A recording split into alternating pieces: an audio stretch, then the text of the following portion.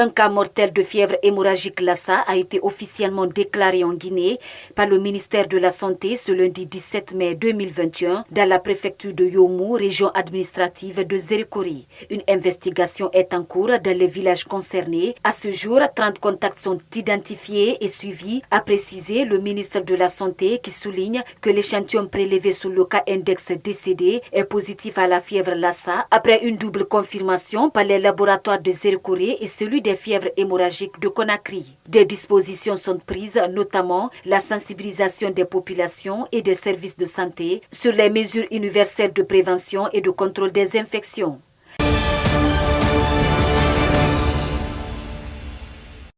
Sur le continent condamné en avril 2020 à 20 ans de prison pour blanchiment et recel de détournement de deniers publics, l'ancien président de l'Assemblée nationale ivoirienne est poursuivi notamment pour complot et atteinte contre l'autorité de l'État. Son procès s'ouvre cette semaine et le procureur d'Abidjan accuse Guillaume Soro depuis fin décembre 2019 d'avoir fomenté avec ses proches une tentative d'insurrection en Côte d'Ivoire.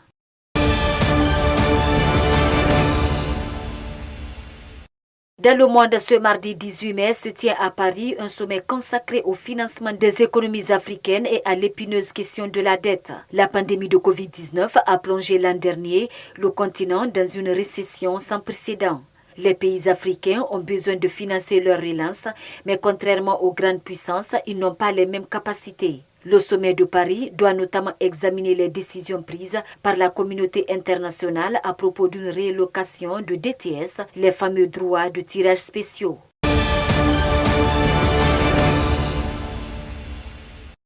Aux États-Unis, le président Joe Biden a annoncé ce lundi 17 mai 2021 que 60% des adultes ont désormais reçu une première dose de vaccin. Le président américain a dans le même temps annoncé qu'il allait accroître la distribution de vaccins dans le monde et inclure les vaccins Pfizer, Johnson & Johnson et Moderna jusqu'à présent réservés aux Américains. Le pays doit exporter 80 millions de doses d'ici la fin du mois de juin.